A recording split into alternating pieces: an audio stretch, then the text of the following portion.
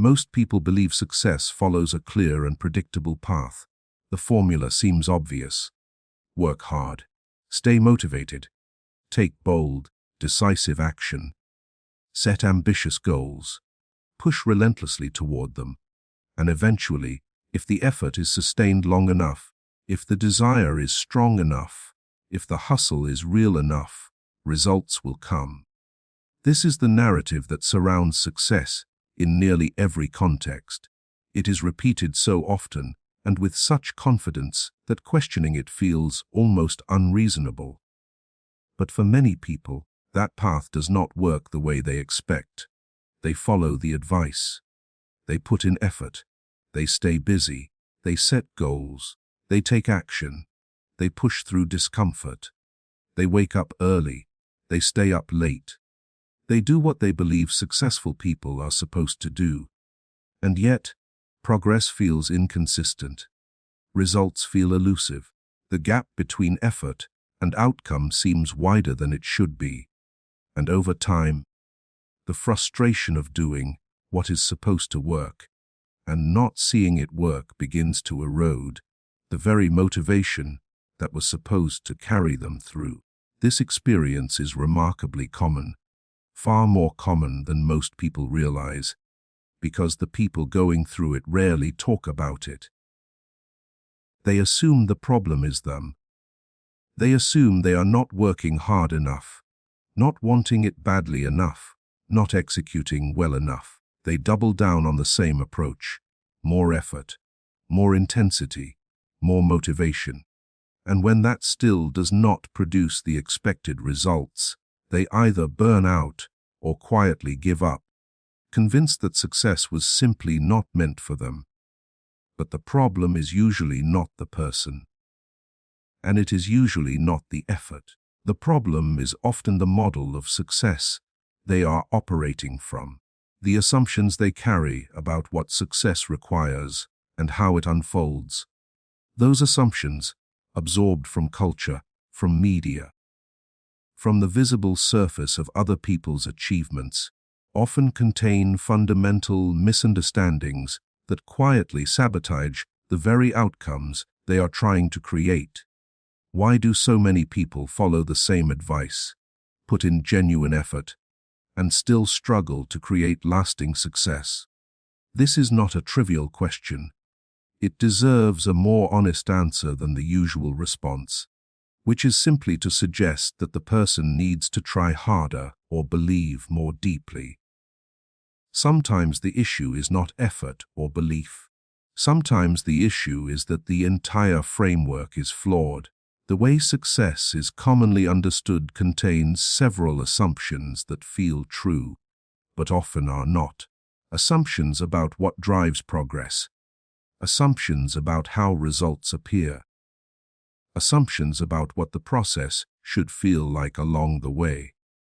And when these assumptions go unquestioned, they create patterns of behavior that are not only ineffective, but actively counterproductive. They lead to inconsistency, frustration, poor decision-making, and the kind of stop and start effort that never accumulates into anything lasting. When these common assumptions are questioned, genuinely questioned, not dismissed, but examined carefully, a different pattern begins to appear. A pattern that is less dramatic, less exciting, and far less marketable than the conventional success narrative. But a pattern that tends to produce more stable, more reliable, and more lasting results over time. What follows is an exploration of that pattern, not a formula, not a system, not a set of instructions that promises a particular outcome, but a clear, honest examination of where the common ideas about success tend to break down and what tends to work better in practice. One of the first assumptions that deserves examination is the belief that motivation is the engine of success. This idea is deeply embedded in how most people think about achievement. The assumption is that in order to take consistent action toward a goal, a person needs to feel motivated, inspired, energized, driven. and that when motivation is high, progress happens, and when motivation fades, progress stops. This creates an immediate problem, because motivation is not stable. It is not a reliable resource. It fluctuates constantly, influenced by mood, energy, sleep, recent results, social interactions, physical health, and dozens of other variables that are never fully within conscious control. A person may feel deeply motivated on a Monday morning and completely unmotivated by Wednesday afternoon. They may feel inspired after consuming someone else's success content and deflated an hour later when the feeling fades and the work still needs to be done. When motivation is treated as the prerequisite for action, the pattern that develops is predictable. Action happens in bursts. A surge of motivation leads to a burst of activity. The burst produces some initial progress, which reinforces the motivation temporarily. But then the motivation fades, as it always does, and the activity stops. The person waits for the next wave of motivation to arrive. Sometimes it comes quickly. Sometimes it takes weeks. And in the meantime, whatever momentum had been building is lost. This cycle repeats. Motivation, action, progress, fade, stop. Wait, motivation, action, progress, fade, stop, wait. Over months and years, this cycle produces very little cumulative progress. Not because the effort during the bursts was insufficient, but because the gaps between the bursts were too long. The progress made during the motivated periods was eroded or lost during the unmotivated ones. And the net result, despite all the energy and enthusiasm that went into the bursts, is near zero forward movement. The person experiencing this cycle often blames themselves. They believe they lack discipline, lack commitment, lack the internal fire that successful people apparently possess in unlimited quantities. But the issue is not a lack of fire. It is a misunderstanding of what drives sustained action. Motivation is a feeling, and feelings, by their nature, come and go. Building a long-term outcome on something that comes and goes is like trying to fill a container with a faucet that turns itself on and off at random intervals. Some water gets in, but it never stays full. What actually sustains action over the long periods of time required for meaningful results is not motivation. It is discipline. And discipline is fundamentally different from motivation, though the two are often confused. Motivation is the desire to do something. Discipline is the ability to do something regardless of whether the desire is present. Motivation asks, "Do I feel like doing this?" Discipline asks, "Does this need to be done?" And when the answer to the second question is yes, discipline acts, whether the feeling is there or not. This distinction is not exciting. It is not inspiring. It does not make for a compelling headline or an engaging piece of content, but it is one of the most consequential differences in how people approach their goals. The person who waits for motivation will act inconsistently. The person who relies on discipline will act consistently, and consistency, far more than intensity, is what produces results over time. And this leads directly to another assumption that quietly undermines progress: the confusion between being busy and being effective. Many people equate activity with progress. If they are doing things, lots of things, many things, they assume they are moving forward. Business feels productive. It fills time. It creates a sense of motion. And at the end of a busy day, there is a feeling of having done something, even if it is not entirely clear what that something was. But business and effectiveness are not the same thing. A person can be extremely busy and make almost no meaningful progress. They can fill every hour with tasks, with meetings, with emails, with administrative work, with minor adjustments and constant activity, and at the end of the week realize that nothing of substance has moved forward. The important work, the work that would actually create progress toward the goal, was either not done or was pushed to the margins by everything else. This happens because not all activity is equal. Some actions have a high impact on the desired outcome. Others have a low impact, and many have no impact at all but feel productive because they involve effort and time. The person who does not distinguish between these types of activity will naturally gravitate toward whatever is easiest, most familiar, or most immediately satisfying, regardless of its actual contribution to the goal.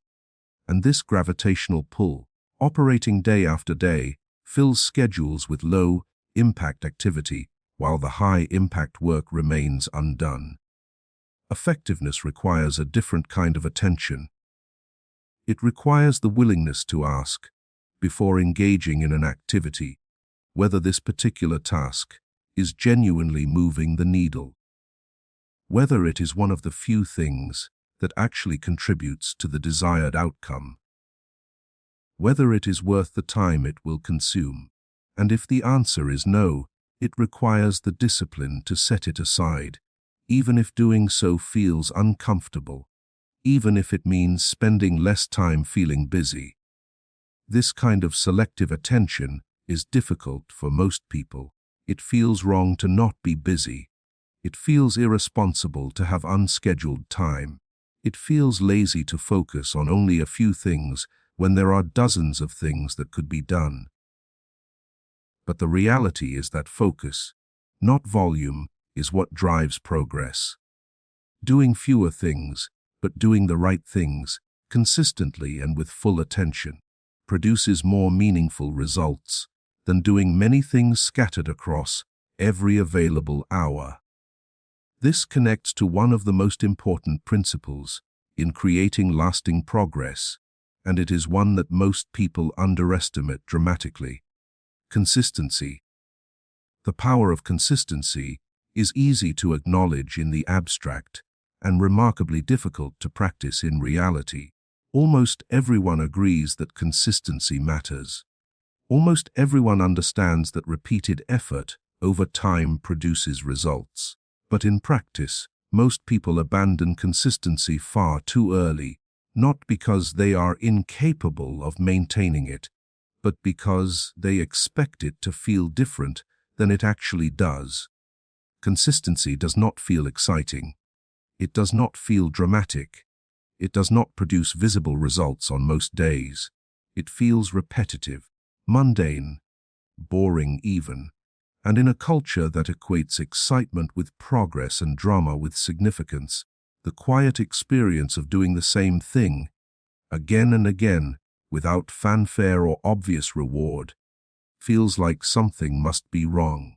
It feels like the approach is too slow, too small, too insignificant to be working, and so people abandon consistency in favor of intensity.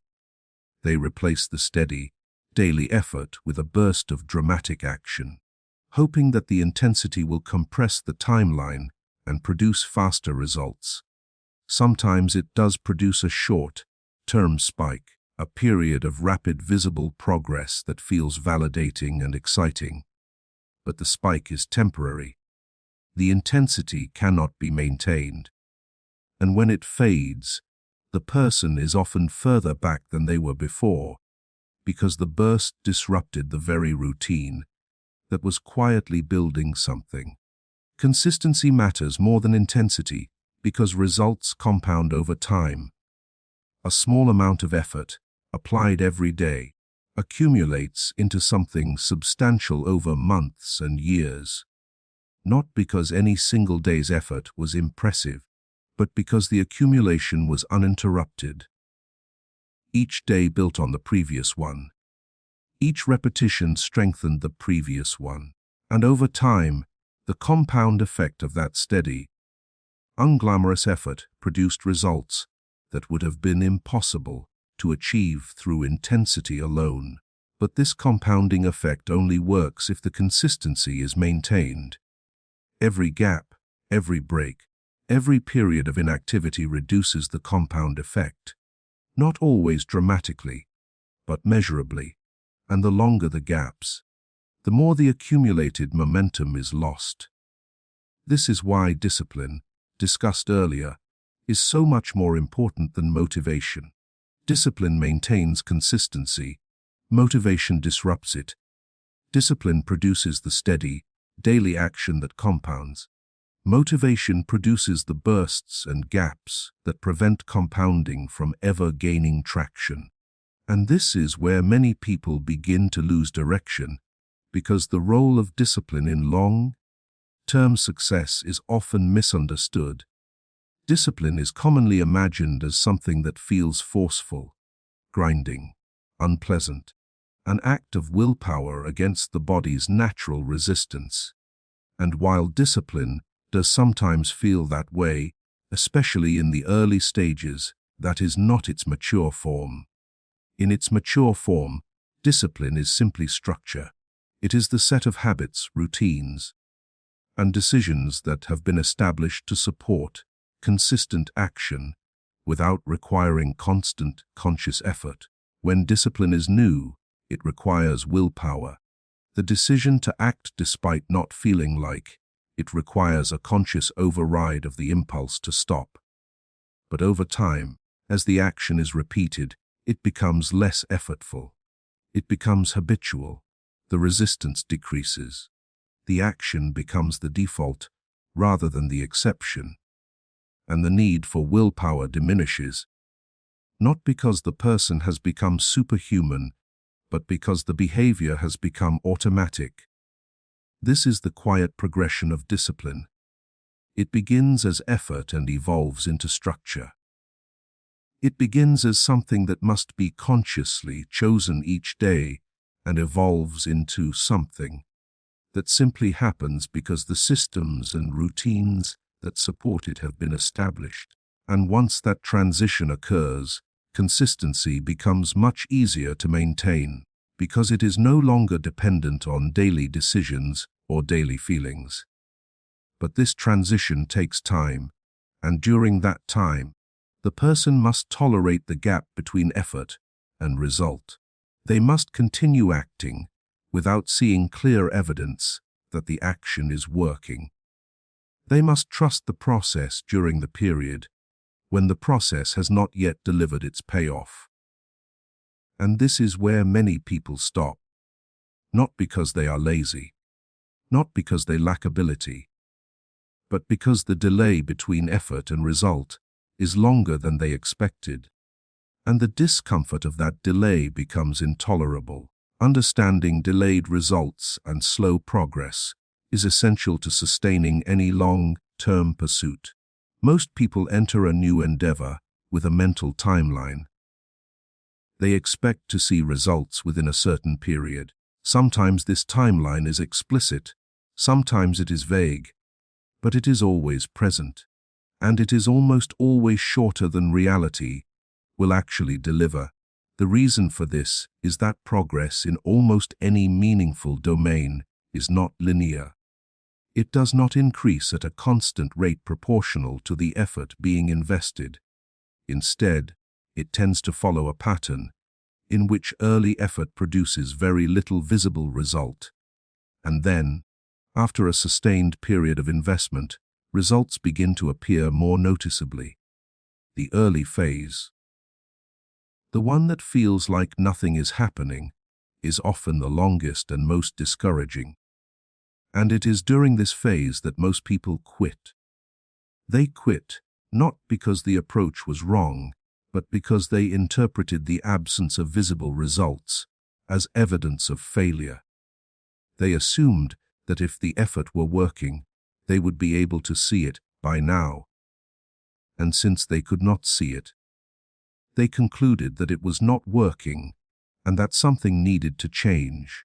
This is one of the most consequential misunderstandings in the entire landscape of success.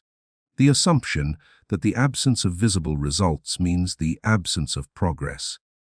In reality, Much of the early work in any meaningful pursuit is foundational. It is building something beneath the surface. Skills are developing, knowledge is accumulating, connections are forming, understanding is deepening. None of this is visible yet. None of it has produced a measurable external result. But it is happening, and it is essential. Without it, the later results would have nothing to stand on. The person who understands this dynamic has a significant advantage, not because they enjoy the waiting period. Nobody enjoys it, but because they do not misinterpret it. They do not mistake the silence for failure. They recognize it as the early phase of a longer process, and they continue, not because they can see the results coming, but because they understand that the absence of visible results does not mean the absence of underlying progress. This patience, this ability to continue working during periods of little visible progress, is one of the least discussed and most important qualities in any long-term pursuit. It is not exciting. It does not generate attention. It does not make for a compelling narrative. But it is the quality that separates the people who eventually produce lasting results from the people who cycle endlessly through starts and stops without ever building enough momentum to break through. And patience, in this context, is not passive. It is not simply waiting and hoping. It is active continuation. It is the deliberate choice to keep acting, keep refining, keep showing up, even when there is no external reward for doing so.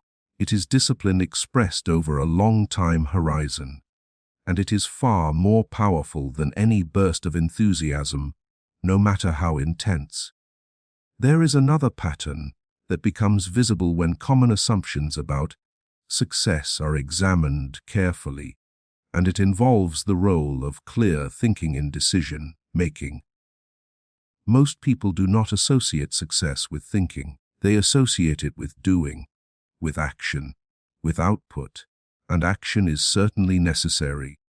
But the quality of the action is determined by the quality of the thinking that precedes it.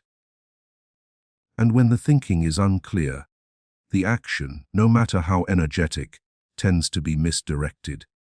Clear thinking means being able to assess a situation honestly, to identify what matters most, to evaluate options based on likely outcomes rather than on emotional appeal, to distinguish between what feels urgent and what is genuinely important, to recognize when a decision is being influenced by bias, by fear, by wishful thinking, or by social pressure, rather than by a rational assessment of the available information. This kind of thinking is not automatic. It requires effort. It requires the willingness to slow down before making a decision, especially an important one. It requires the ability to sit with uncertainty, rather than grabbing the first available option just to relieve the discomfort of not knowing. And it requires a kind of honesty that many people find uncomfortable. The honesty of looking at a situation and seeing it as it actually is, rather than as one wishes it were. Most poor decisions are not the result of insufficient information. They are the result of emotional interference with the thinking process. A person has enough information to make a reasonable assessment, but the assessment is distorted by fear, by desire, by impatience, by the need to feel productive, by the pressure of social expectations, or by a dozen other emotional influences that are operating beneath the surface of conscious awareness. And this is where emotional decisions begin to disrupt progress.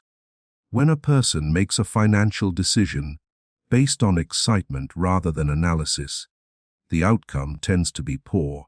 When a person makes a career decision based on frustration rather than clarity, the result tends to be regret. When a person changes direction based on a temporary mood Rather than on a genuine evaluation of the situation, the change tends to introduce instability rather than improvement. This does not mean emotions should be ignored entirely. Emotions carry information.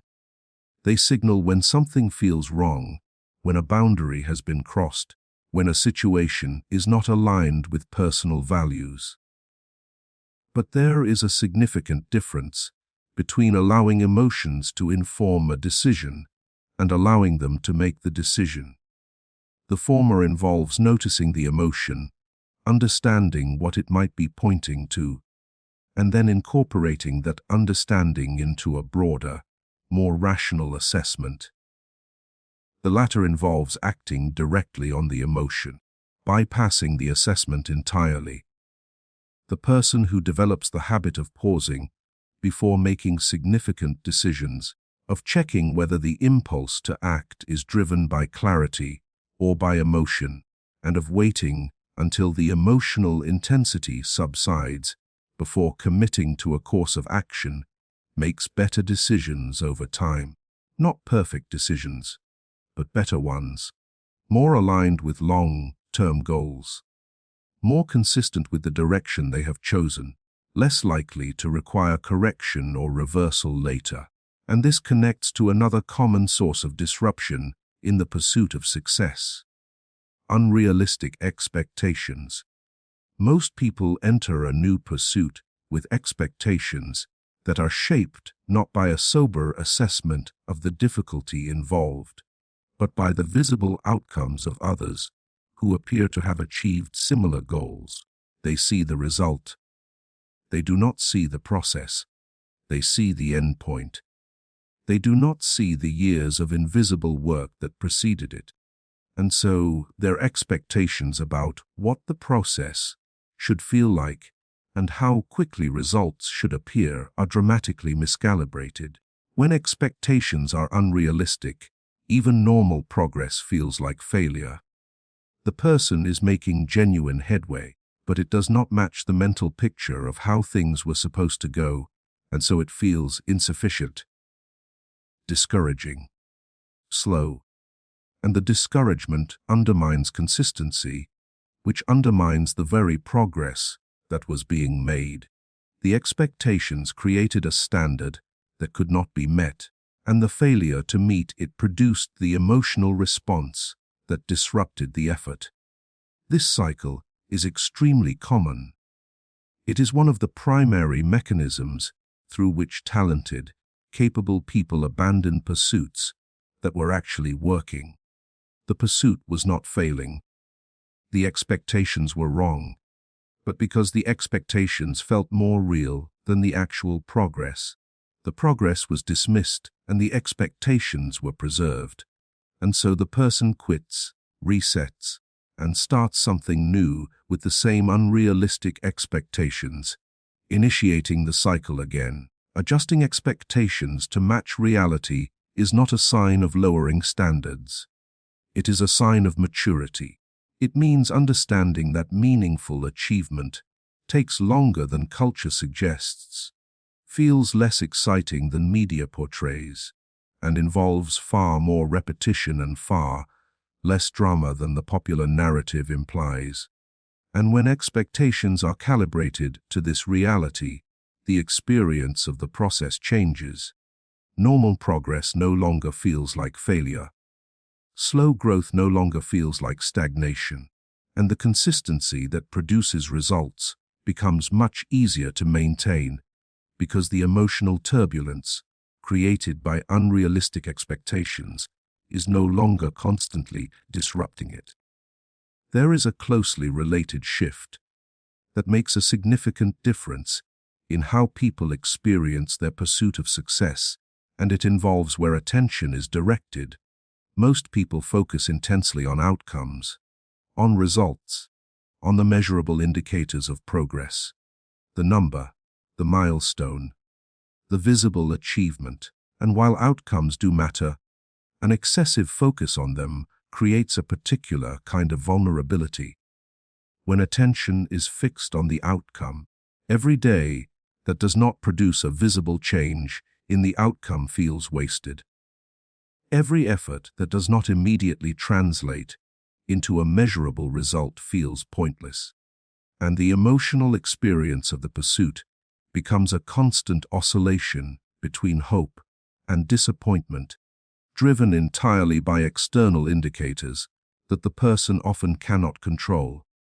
Shifting attention toward the process, toward the quality of daily effort rather than the daily result, produces a very different internal experience.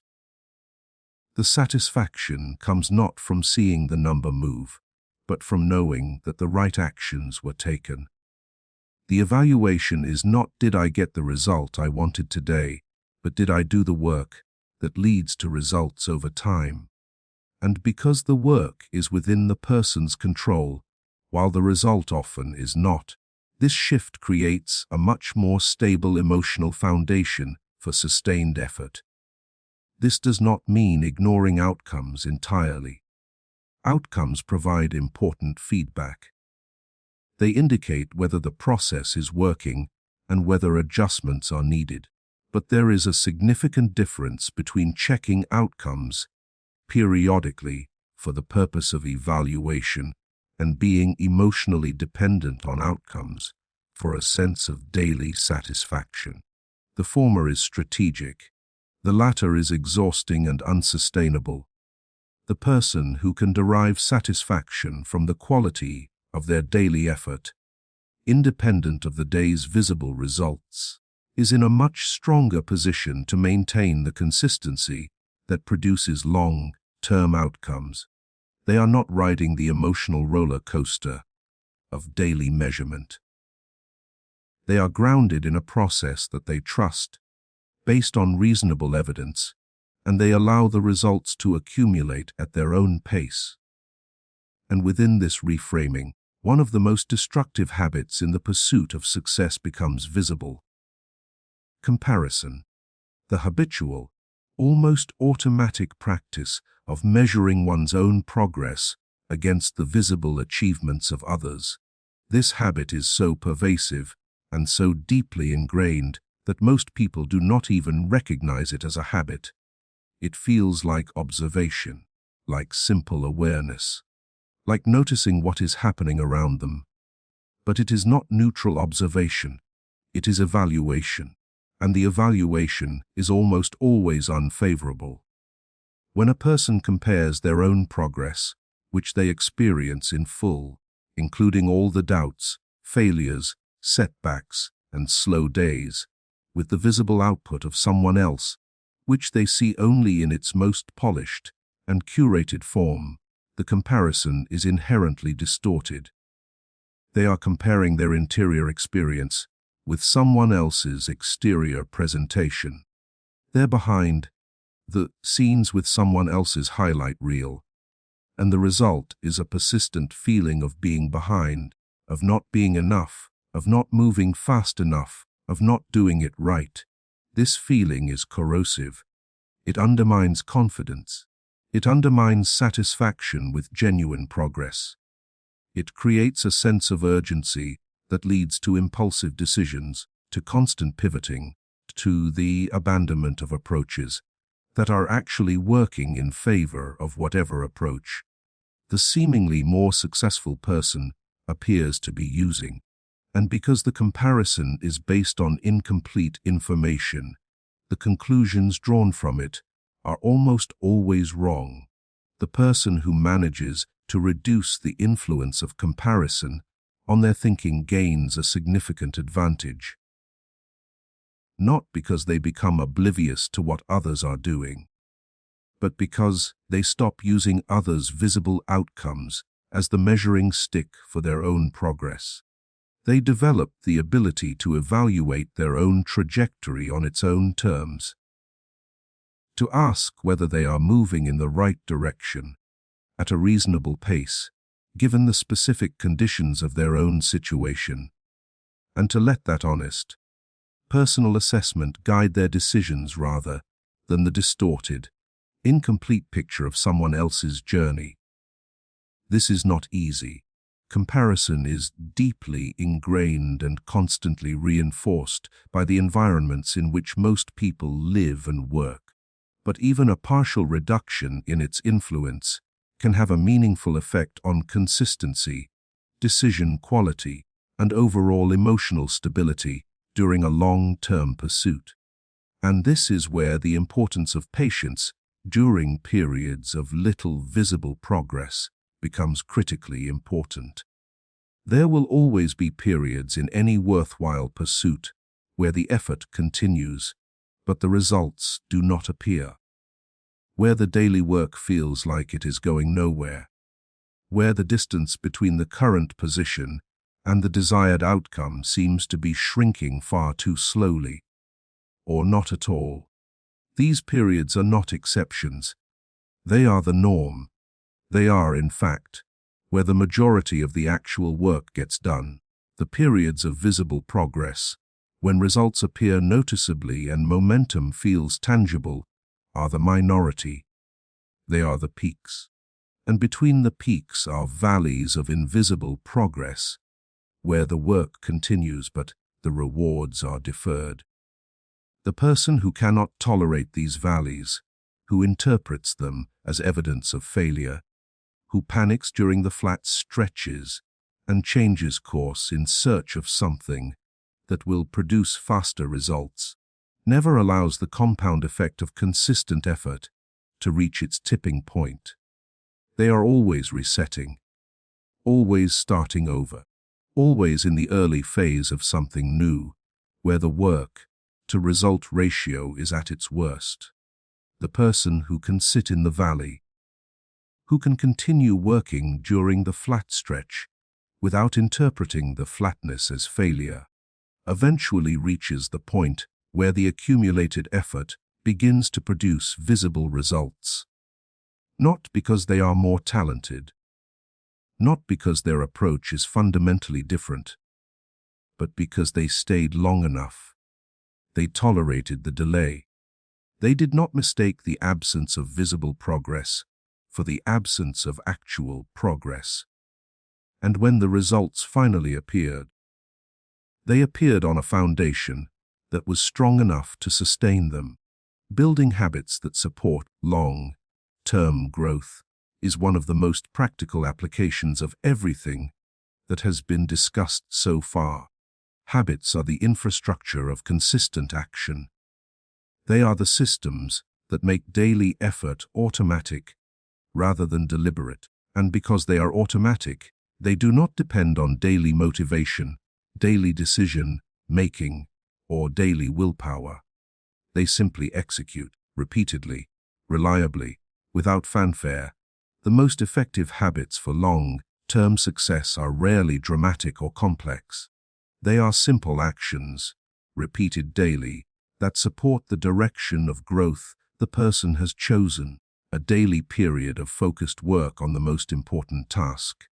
A daily review of priorities. A daily practice of the core skill that drives progress. A daily habit of reflection, of evaluating what happened and adjusting what will happen next. A daily commitment to physical maintenance, to rest, to the basic self-care that preserves the energy and clarity required for sustained effort. These habits are unglamorous. They are boring. They are not interesting to talk about or impressive to display, but they are the machinery that keeps progress moving during the long periods between bursts of motivation or visible results. They are what maintains direction when enthusiasm fades. They are what ensures that the compound effect of daily effort continues to accumulate, even when the person does not feel like contributing to it. And when setbacks occur, as they inevitably will, these habits provide a structure to return to. A setback can derail motivation entirely. It can shatter confidence. It can make the entire pursuit feel pointless. But if the habits are in place, the person does not need to decide what to do. They do not need to rebuild their approach from scratch. They simply return to the habit, to the next scheduled action, to the routine that was established before the setback occurred. And in returning to it, they maintain the continuity that is essential for long-term progress. Maintaining stability during setbacks is one of the clearest indicators of a person's capacity for long-term success, not because setbacks are enjoyable or because handling them well proves some kind of superior character, but because setbacks are inevitable, and the way they are handled determines whether they become temporary interruptions or permanent detours. The person who responds to a setback with panic, with dramatic course changes, with emotional decisions driven by the acute pain of the failure, often creates more damage in the response than was caused by the setback itself. The setback may have been a minor deviation, a temporary loss, a reversible mistake, but the reaction to it, driven by emotion rather than by clear analysis, can turn a minor problem into a major one. Jobs are quit impulsively, relationships are damaged, financial commitments are abandoned, directions are changed without adequate thought. And when the emotional storm passes, the person finds themselves in a worse position than the setback alone would have produced. The person who can absorb a setback without being destabilized by it, who can feel the disappointment without acting on it impulsively, who can evaluate what happened with some degree of objectivity before deciding what to do next, preserves their position. They may need to adjust. They may need to change something, but the adjustment is deliberate rather than reactive.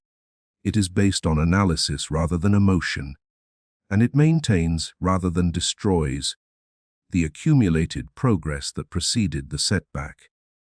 This stability does not mean feeling nothing. It does not mean being unmoved by failure or disappointment. It means having developed enough internal discipline to create a gap between the feeling and the response, to experience the full weight of the setback emotionally while still retaining the capacity to think clearly about what to do next. That gap between feeling and response is where the most consequential decisions are often made, and the wider it is, the better those decisions tend to be. Most people rarely question why success often looks repetitive and unexciting. The image of success that exists in popular culture is dynamic, fast-moving, filled with pivotal moments, breakthrough discoveries, dramatic risks, and sudden transformations. And while these elements do occasionally appear in real success stories, they are not the dominant experience. The dominant experience, the one that occupies the vast majority of the time, is repetition. Doing the same things, day after day, week after week, month after month, refining them, improving them slightly, making small adjustments, but fundamentally doing the same core work over and over, with enough consistency to allow the compound effect to accumulate. This repetition does not feel like success. It feels like work, ordinary, unremarkable work. And for people who have been trained to expect success to feel exciting, this discrepancy is deeply confusing. They wonder whether they are on the wrong path. They wonder whether real success should feel more dynamic. They wonder whether the repetition means they are stuck rather than progressing. But the repetition is the progress. The daily execution of the core work is the mechanism through which results accumulate. The refinement of the same skill, the improvement of the same process, the deepening of the same knowledge base, these are not signs of stagnation. They are signs that the compound effect is being fed. And every day of consistent repetition adds another layer to the foundation that will eventually support visible results. The person who can embrace this reality, who can find satisfaction in the repetition, rather than resenting it, is in a position to sustain effort far longer than someone who needs constant novelty and excitement to stay engaged. And that sustained effort, maintained over years, is typically what separates people who achieve lasting results from people who achieve temporary spikes, followed by long declines. The role of self-control in maintaining direction is closely connected to this capacity for sustained repetition. Self-control, in this context, does not mean rigidity. It does not mean suppressing all impulses or living in a state of constant self-denial.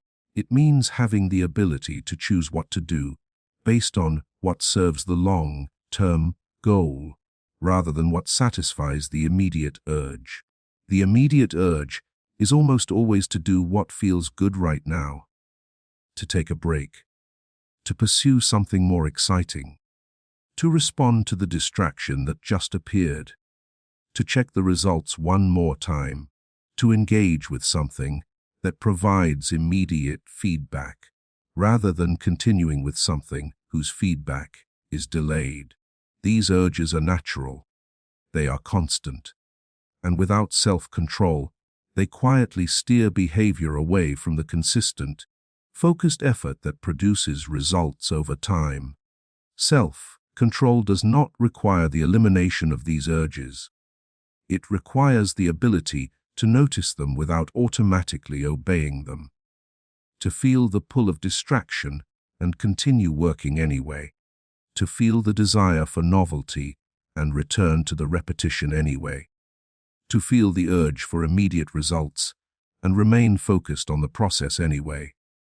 Each of these small acts of self-control, repeated throughout a day, throughout a week, throughout a month, maintains the direction that produces long-term outcomes, and over time self-control becomes easier, not because the urges disappear, but because the habit of overriding them strengthens with practice. The neural pathways that support focused, deliberate action become more established. The resistance to distraction becomes more automatic, and the person finds themselves spending less and less energy on the internal negotiation between what feels good and what is productive. Understanding that progress is often gradual rather than dramatic is perhaps the single most useful correction to the common model of success. The expectation of dramatic progress creates constant disappointment. The acceptance of gradual progress creates space for consistent effort. And consistent effort, as has been explored throughout this entire discussion, is the primary driver of lasting results. Gradual progress does not feel satisfying in the moment. It does not provide the emotional reward that a dramatic breakthrough provides. But it is reliable, it is sustainable, and it accumulates. Each day of gradual progress is a small addition to a growing total, and over time, those small additions produce something substantial, not because any single addition was large, but because the process was never interrupted for long enough to lose what had already been built. The person who can recalibrate their expectations to match this reality gains an enormous practical advantage. They stop being derailed by the absence of dramatic results. They stop comparing their gradual progress to someone else's apparent sudden success. They stop abandoning effective approaches because the results did not arrive on the imagined timeline, and they start appreciating what is actually happening, which is the slow, reliable, unglamorous accumulation of effort and skill that eventually reaches a point where the results become undeniable. And this is where recognizing that real improvement comes from sustained effort over time becomes not just an intellectual understanding, but a lived experience. The person who has been through the process, who has experienced the long flat stretch, followed by the eventual emergence of results, knows something that the person who is still in the early stages does not. They know that the feeling of futility during the flat stretch is misleading, that the absence of visible results is not the same as the absence of progress, that the process works, even when it does not appear to be working. This knowledge, gained through direct experience, changes everything. It changes how setbacks are handled, because they are no longer interpreted as evidence of failure. It changes how slow periods are experienced, because they are no longer interpreted as stagnation. It changes how daily effort is valued, because it is no longer dependent on daily results for its sense of worth.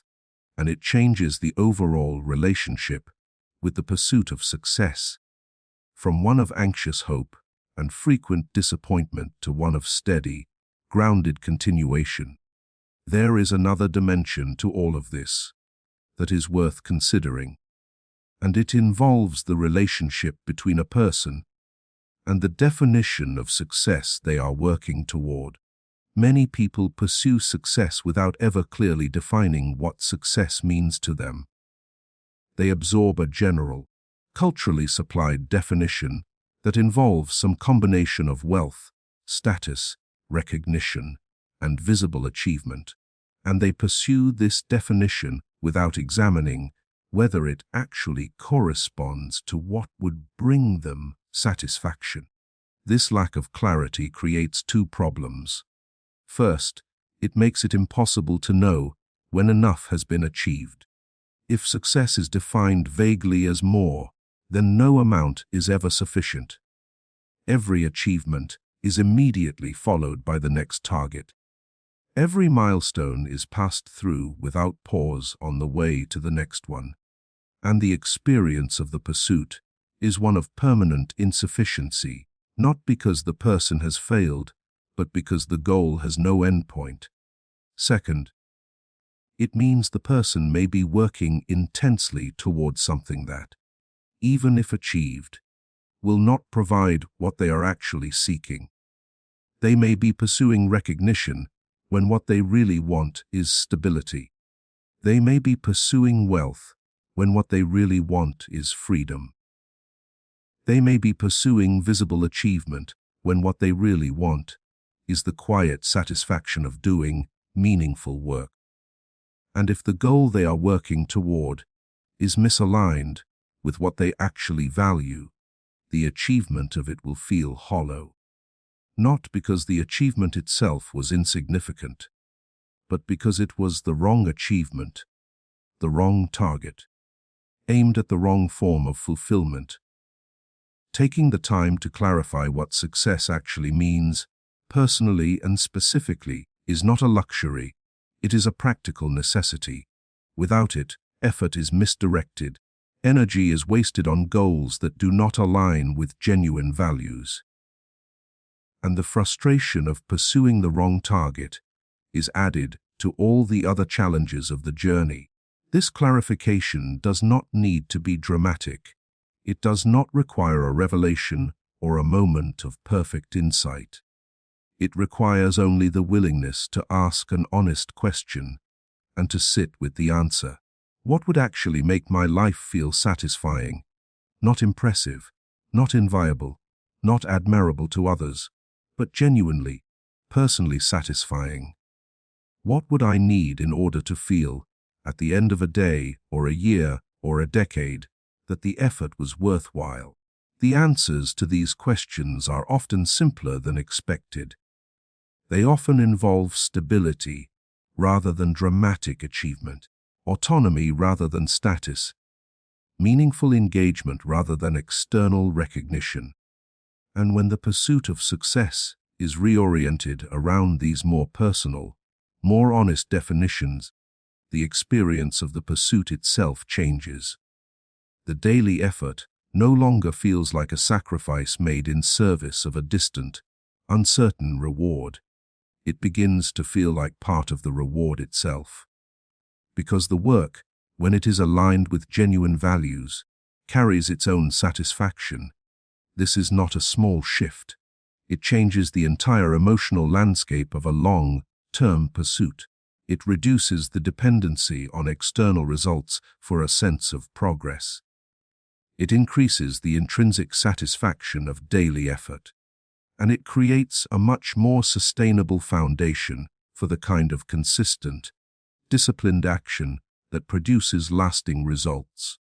There is a pattern that ties all of these ideas together, and it is worth making explicit as this exploration reaches its conclusion. The common model of success is built on assumptions that feel intuitive, but often do not hold up under examination. The assumption that motivation drives progress. The assumption that business equals productivity. The assumption that intensity matters more than consistency. The assumption that results should appear quickly. The assumption that success should feel exciting. The assumption that visible achievement is the ultimate measure of a well-lived life.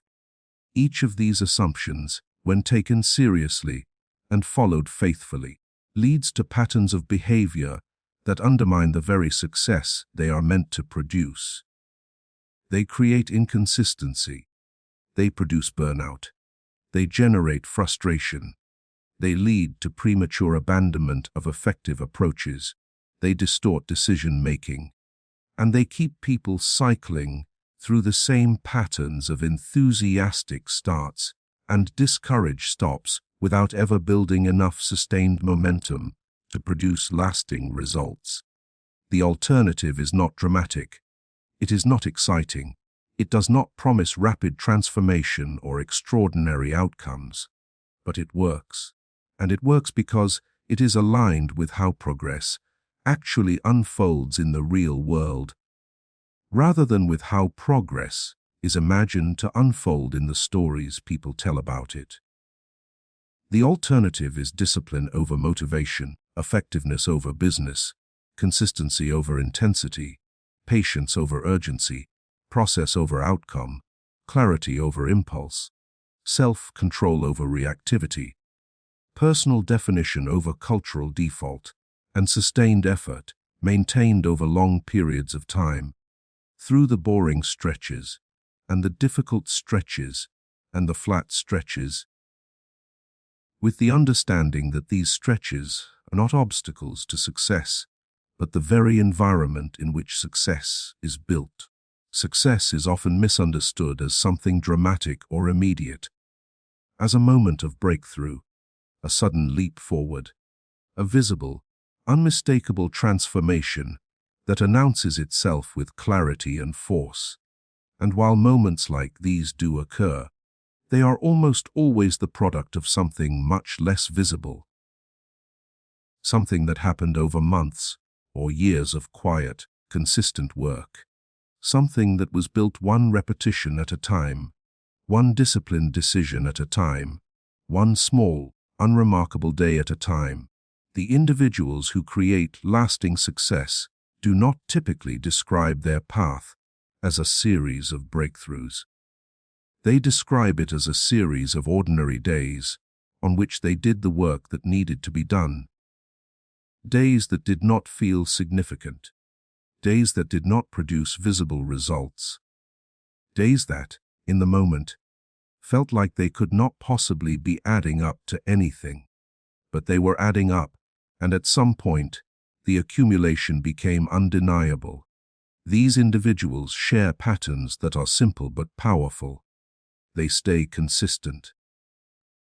They show up on the days when they do not feel like showing up.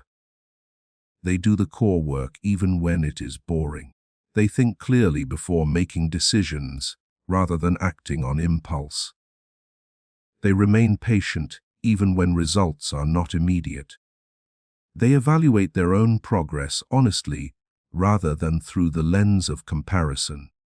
They define success on their own terms rather than adopting someone else's definition, and they maintain their direction even when the external environment offers every reason to change course. Most people are not failing because they are incapable. They are not lacking some fundamental quality that successful individuals possess. They are following ideas about success that do not hold up over time, ideas that feel true, ideas that are widely repeated, ideas that are reinforced by every visible success story that omits the invisible years of work that preceded the visible result, but ideas that, when followed faithfully, produce inconsistency, frustration, and the kind of start and stop pattern that never accumulates into anything lasting. Once those ideas are questioned, genuinely and honestly questioned, a different path begins to appear. It is not a faster path. It is not a more exciting path. It does not promise dramatic results or rapid transformation. But it is a path that holds up over time, a path that produces results through accumulation rather than through bursts, a path that does not depend on motivation, on luck, on perfect timing, or on some hidden secret that only certain people know. It depends on something much simpler and much more available.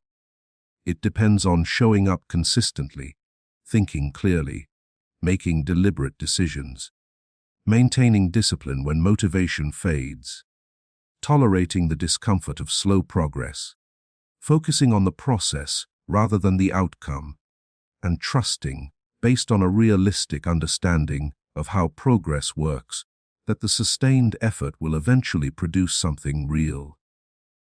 That path, while less exciting at first, often leads to more stable and lasting results than the dramatic, motivation-driven approach that most people default to, not because it contains some hidden advantage, but because it is aligned with how meaningful progress actually unfolds. Slowly, gradually, through repetition, through patience, through the quiet, unglamorous accumulation of effort applied in a consistent direction over time. And that, ultimately, is the real foundation of success. Not the version that makes for a compelling story, but the version that actually works.